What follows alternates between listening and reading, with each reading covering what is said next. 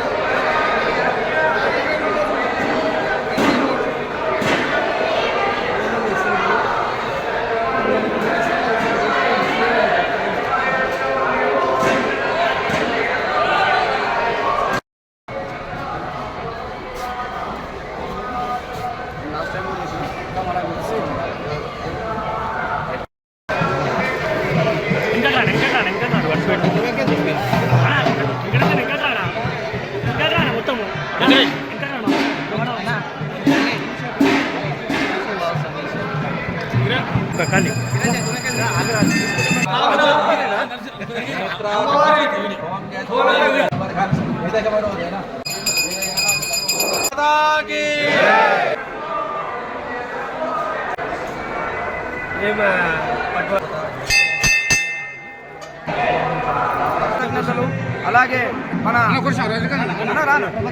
ప్రభాకర్ గారు division president అయిన సందర్భంగా ఆయన కూడా శాల్వాతో సత్కారం చేయడం జరుగుతుంది.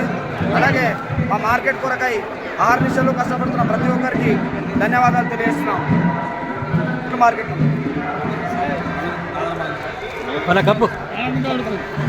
ముందురా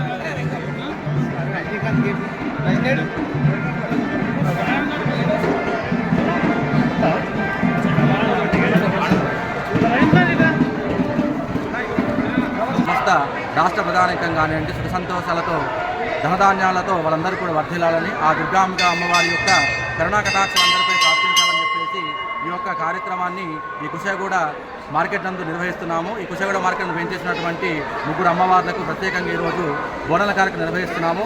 అమ్మవారి యొక్క అనుగ్రహం అనేది అందరిపై కలిగి ఉండాలని కోరుకుంటూ అమ్మవారికి అనుగ్రహం అందరిపై ఉండాలని కోరుతున్నాము. ఓం శ్రీ మాత్రే నమః.